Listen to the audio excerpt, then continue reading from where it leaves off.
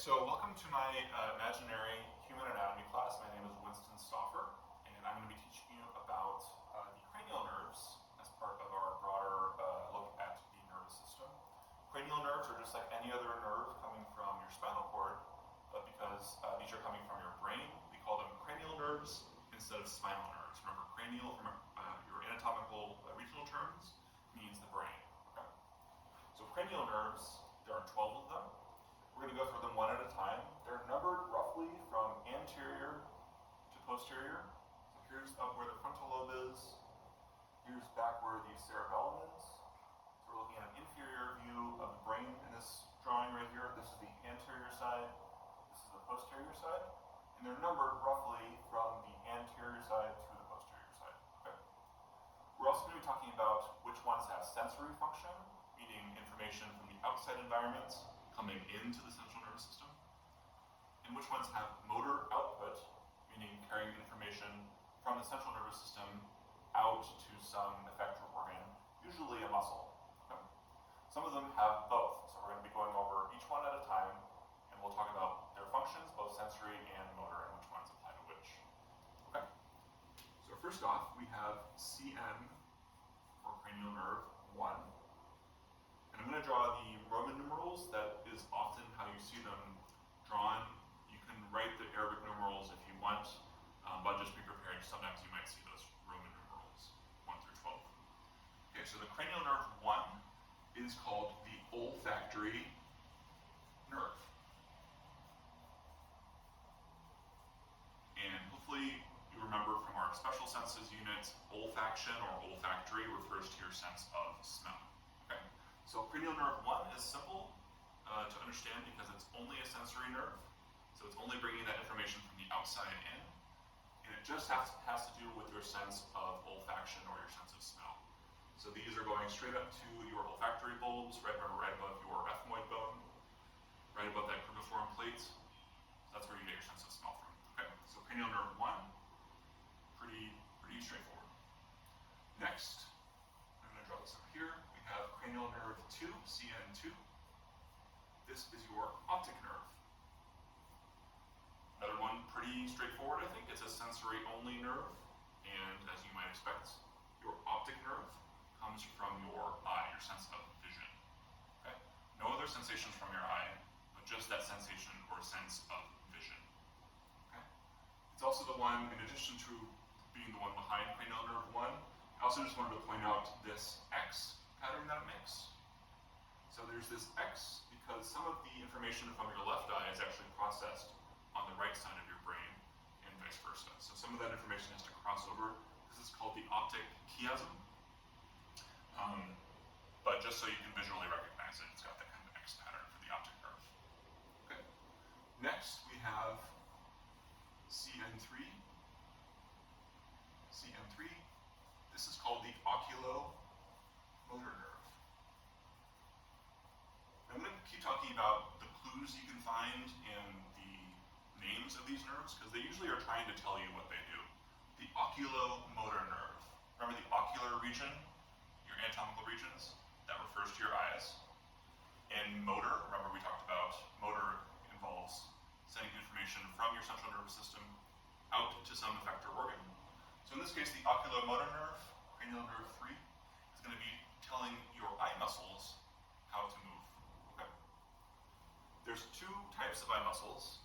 There are smooth muscles in your eye, and there are skeletal muscles in your eye. So skeletal muscles are voluntary, smooth muscles are involuntary. And the oculomotor nerve, CN3, governs both. Okay. So I'm going to draw a eye. Bear with me. So here's like an iris.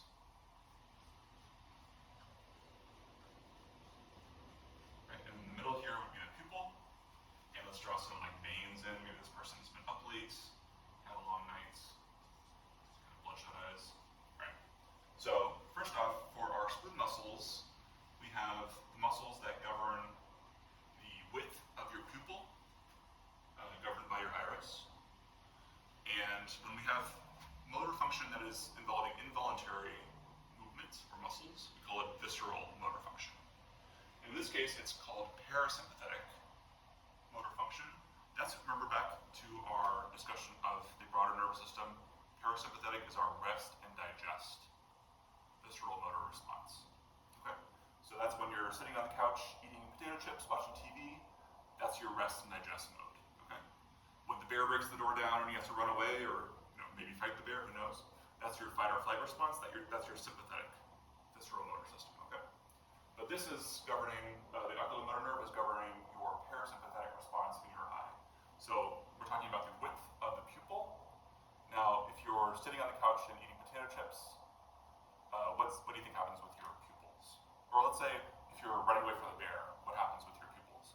If you're running away from the bear and you have to look around to see where you're going, or you're looking for threats, your pupils are going to want to dilate. They're going to want to get bigger to take in more light and essentially more information from the outside environment. The pupils are going to want to constrict, though, if you're just sitting on the couch, because you don't have to take in as much information. Everything's safe, everything's secure. You're just hanging out, you're just chilling. Your pupils will constrict and get narrower. So that's what's going to happen from the oculomotor nerve. The visceral motor function, or parasympathetic motor function from the oculomotor nerve, is going to tell this pupil to get smaller.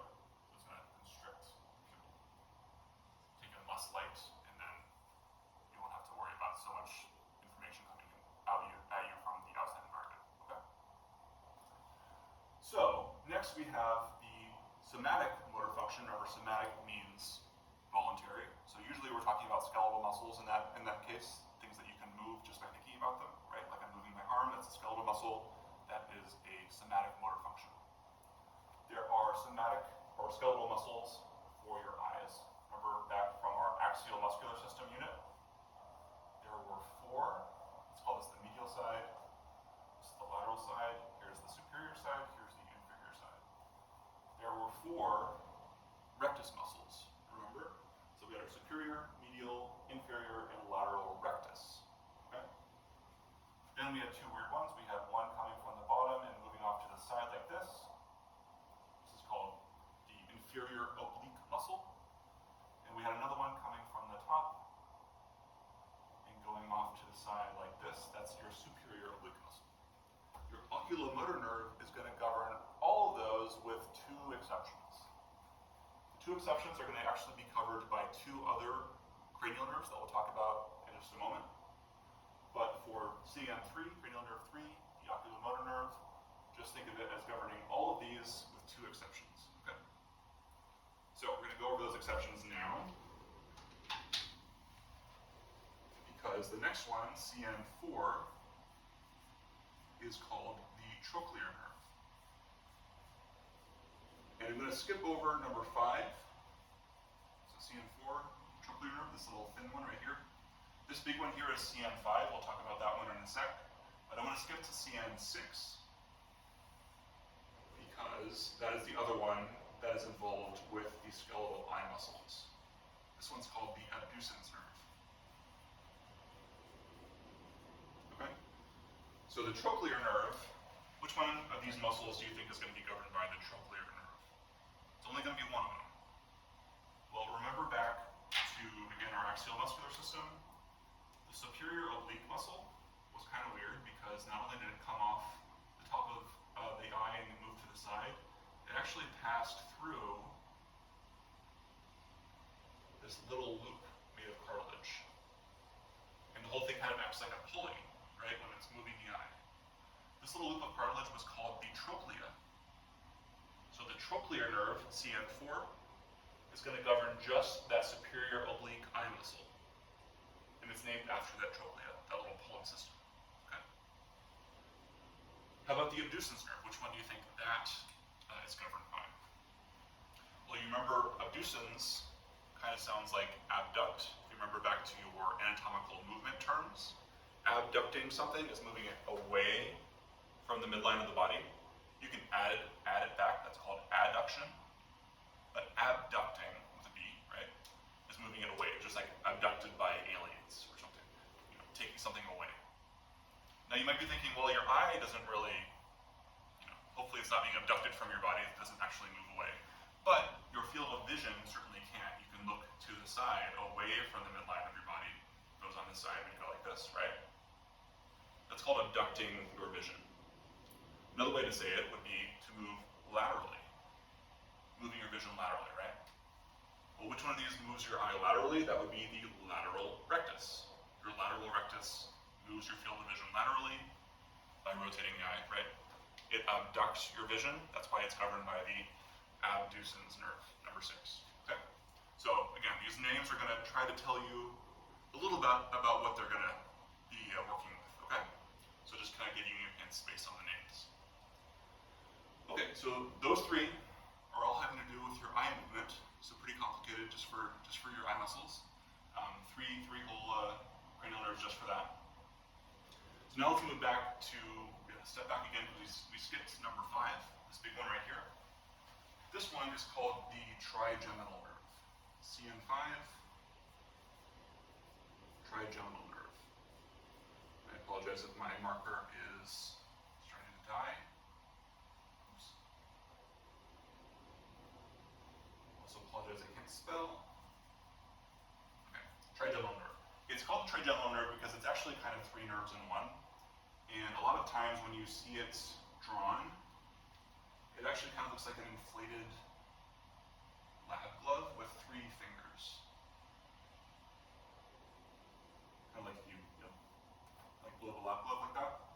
So this one, you don't have to know this for this purposes of this class, but this one's called the mandibular nerve, which is the maxillary nerve. This is the ophthalmic nerve. So they all go to different places on, so maybe the mandibular nerve might go to your mandible, your jaw. Maxillary nerve might go someplace around your maxilla, right? Your ophthalmic nerve might have to do something with your eyes, right? So this is all having to do something with your face, okay? The trigeminal nerve, therefore, is going to be going to general things in your face that we'll talk about in a moment. And if you see it like this with the kind of blown up lab glove, then you'll really be able to recognize it because none of the others really look like that. If it happens to look just like this, though, then you'll just have to rely on, remember, going from anterior to posterior. Okay. So behind number 4 is number 5, so it makes sense. Okay. So the trigeminal nerve is going to be one of our more complicated nerves. It's going to have sensory and motor function. The sensory function is going to be general sensations from your face. So not your sense of vision or your sense of smell, because those are CN, the optic nerve and the olfactory nerve, respectively. But just general sensations. So if you feel the wind on your face, if someone touches your face, that's all general sensations of touch. That's coming from the trigeminal nerve, cranial nerve number 5. Okay, so that's the sensory input from that nerve.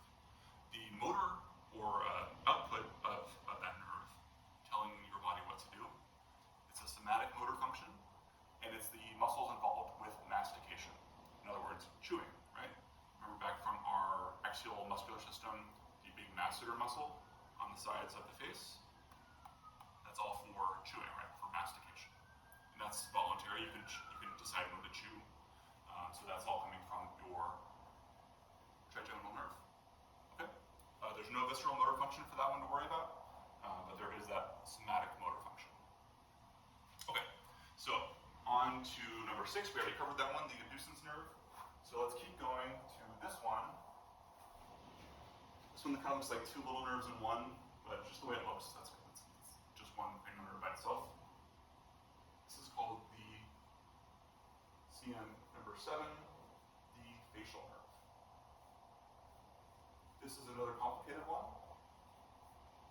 because it has both sensory and motor function. The sensory function is going to be part of your sense of taste, coming from the anterior 2/3 of your tongue. Sometimes you'll see that written as your sense of gustation. Remember that from our special senses, right? Gustation coming from those taste buds in your tongue and on the back of your throat. On the anterior 2/3, the front 2/3 of your tongue, that's going to come from the facial nerve. So if you're licking an ice cream cone, usually with the tip of your tongue or the anterior part of your tongue, that's all tasting the flavor of the ice cream that's coming from your facial nerve. Okay, so that's the sensory input. The motor output has both somatic and visceral function. So the somatic function is the muscles involved with your facial expression. So all of the muscles under your face, if you're smiling or frowning or wrinkling your forehead or anything like that, that's all coming from your facial nerve. Okay, so that's somatic motor function, because of course you can choose what your facial expression is going to be, right? It also has visceral motor function, and that has to do with, again, it's a parasympathetic function, and that has to do with your salivary glands. So think of what happens when you're resting and digesting. What is the state of your salivary glands? They're on, right? They're producing saliva, because you need saliva when you're eating your bag of potato chips on the couch, right? If you're nervous about a test or a job interview or something, maybe you have dry mouth because your salivary glands are not active when you have your fight or flight response, right? But this is just parasympathetic. So facial nerve number 7, that's going to be telling your salivary glands to turn on. That would be the parasympathetic response for that nerve. Okay. Next, we have cranial nerve 8, and I will shortly have to change markers, I think. This one's called the vestibulo-cochlear nerve. This is a sensory-only nerve, and if you think back to our special senses, the vestibule and cochlea hopefully sound familiar. The vestibule and cochlea are the two major portions of your inner ear. Okay? Remember, the vestibule has to do with balance and equilibrium. The cochlea, the one that looks like a cinnamon bun, the spiral organ, that has to do with your sense of hearing. Okay? So the vestibulocochlear nerve is going to combine both of those senses or sensations, and that's all it does. So it's just coming from the vestibule and the cochlea. All those inputs from your inner ear are going to go through cranial nerve number 8, the vestibulocochlear nerve. Okay? All right, let's see if I can maybe switch to another marker that's not quite so white. The next one, I'm going to draw that line. Next one down, cranial nerve number 9. This is called the glossopharyngeal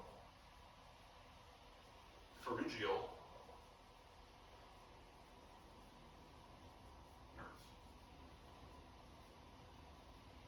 This is a bit of a complicated one. It's got both somatic and visceral motor function, and it's also got sensory function. Okay? So glossopharyngeal, what does that mean? So glosso is Latin. Their Latin root is for tongue, so it means tongue. Pharyngeal, remember the pharynx? That's the back of your throat, basically the portion that's involved both with respiration and digestion, because you're swallowing food through that same passageway. So it's going to have to do with that region, your tongue and the back of your throat. Okay. So the sensory input is going to be from, again, gustation. Remember how the facial nerve was the anterior 2/3 of the tongue? Well, the glossopharyngeal nerve is going to be the posterior 1/3 of the tongue, the back of your tongue. Okay, that's gonna that sensation of taste from the back of your tongue, that's gonna come from your glossopharyngeal nerve. There are also some cool stuff in the back of your throat that you're not even aware of. Things that monitor the content of your blood, like the gas content of your blood, sensors that gauge your blood pressure, things that you're not even aware of. That's also coming from the glossopharyngeal nerve. So it's important to remember that sensory information doesn't have to be something that you are necessarily conscious of, because I can't tell what the gas content of my blood is, right? But your brain actually can, it's just subconscious. Okay, so that's the sensory input from the glossopharyngeal nerve. You also have some somatic motor function, so voluntary motor function. That's going to go towards some of the muscles involved with the act of swallowing. So when you're swallowing your food, swallowing a glass of water, that's coming from the glossopharyngeal nerve. For some of those muscles, we're actually going to see some other cranial nerves that also have to do with swallowing, because it's a very important act, right? Because if you get it wrong, then you can choke. Okay, so, and then we also have motor visceral function. Again, this is another parasympathetic function with your salivary glands. So some overlap there with the facial nerve. Your salivary glands will turn on with input from your glossopharyngeal nerve number 9. Okay? Okay, so we're going to keep moving, because I don't want this to be too long. This is cranial nerve 10. So if you've heard of any of these, you've probably heard of maybe the optic nerve, maybe the olfactory nerve, but you've probably heard of this one. It's called the vagus VAGUS, not VEGAS like Vegas, Las Vegas, but the vagus nerve. You probably heard of this one because it's most commonly known as the parasympathetic nerve. A lot of these nerves have parasympathetic function, but this one probably is the most famous for that function. It has other functions too, though, so this is another one of those complicated ones that has sensory and motor input, okay? So one of the sensory functions for the vagus nerve is general sensation from your internal organs. So think of anything in your thorax or your abdomen, all that viscera, that's going to be coming from the vagus nerve. If you're running away from that bear and your heart's pounding and your lungs are burning, that's coming from the vagus nerve, that sensation. If you're hungry and you want to eat something, that's going to be coming from your vagus nerve. If you then eat something and you're full, that sensation is coming from the vagus nerve. If you eat too much and you have an upset stomach, that's also coming from the vagus nerve. All those sensations from your internal viscera are from the vagus nerve. Okay, so there's a somatic motor function as well. This also has to do with your swallowing muscles. So again, active swallowing has a couple different cranial nerves involved because it's an important thing. Don't want to get that wrong. And then it also has visceral motor function, which is, again, that's what it's mostly known for, the parasympathetic function. That's going to go to all of your internal organs. So when we talk about the characteristics of the rest and digest response, what happens with your heart, it's going to slow the rate, right? Your lungs will slow their rate of respiration, also to the diaphragm, right? Your digestive organs are going to turn on and become more active, all because of that that rest and digest input from the vagus nerve. Okay, so pretty famous one. Okay, so two more. I promise we're almost there. Next we have number 11. This is called the accessory nerve. And number 11, I always look for the one that kind of looks like a handrail. I always think it looks like a handrail on the side of a walkway or something, going down the medulla oblongata all the way down to the beginning of the spinal cord here, so right on the brainstem. So the accessory nerve. This one just has somatic motor output, and it has to do with some of the muscles in your neck and your shoulders, your trapezius, your sternocleidomastoid, your platysma, all those muscles that have to do with turning your head, shrugging your shoulders, all of that, that's coming from the accessory nerve. There are also, this is another one that has some swallowing muscles under its control as well. So that would be glotopharyngeal, vagus, and accessory nerve. All those three have some input into when you're swallowing your food. Because again, it's really important and you don't want to mess it up and choke on your own food. Okay, so that's the accessory nerve, pretty simple, just that one thing. And then lastly, number 12, last but not least, so it's this one right here coming from the middle of the medulla, the medulla oblongata right here, right below the pons. This is CN12. This is called the hypoglossal nerve. So there's that glosso or glossal word again, that word root meaning tongue from Latin. Hypo, remember our directional terms, hypo means below. So this is a nerve that's going to come in right underneath your tongue. This is a somatic motor nerve only, and it has to do with how you move your tongue, the muscles that are involved with tongue movement. So if you're sticking out your tongue, that's your hypoglossal nerve. Okay, and that's it. So it's a lot to remember. There's 12. We need to know the function. We need to know the order and their names, and we also need to know if they're sensory or motor, or both, right? So I have a couple mnemonic devices that I think could be helpful. One is, and maybe I'll do it over here, old owls on treetops. It's two words, two T's, treetops, are forever.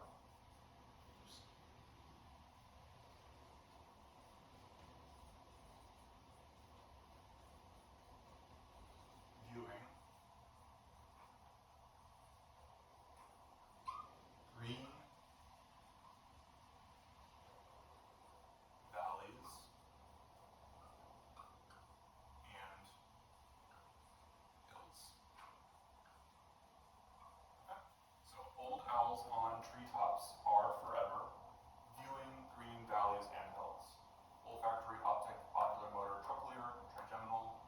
abducens, facial, vestibulocochlear, glossopharyngeal, vagus, accessory, and hypoglossal. Okay, so all of those in order. Just the first letter of each of these words corresponds to the first letter of the actual name. Hopefully that'll help you remember both their names and also the order that they're in. Okay. And I have one more that we can do. Let's go. Yeah, we'll just go over here. So some say money matters, but and this, my brother says,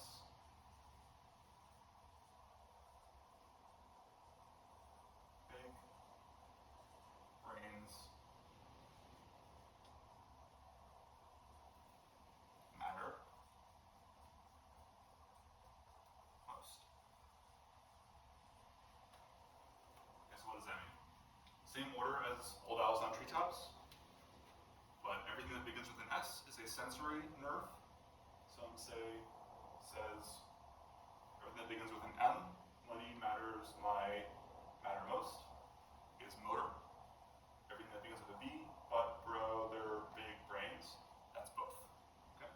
So just in order, olfactory nerve is sensory, optic nerve is sensory, oculomotor is motor, trochlear is motor, trigeminal is both, abducens is motor, facial is both, vestibulocochlear is sensory, glossopharyngeal is both, vagus is both, accessory is motor only, and hypoglossal is also motor only. Okay? So hopefully it's a lot to remember, and I want you guys to go over your lab manuals, make sure that you are filling out your tables correctly. Come to me if you have any questions on any of this. We'll go over your completed tables at the beginning of next class just to make sure everyone's on the same page. Don't forget hopefully these will be helpful if you want to think of your other mnemonic devices that maybe tell you which ones are parasympathetic and which ones are somatic motor function. We can do that too. Sometimes the more ridiculous the mnemonic device that you come up with, the better, because it's easier to remember. But I think that's going to conclude our cranial nerve lesson for today. Thank you for listening, and I hope you learned something, and I hope if you have any questions for me, you won't hesitate to ask.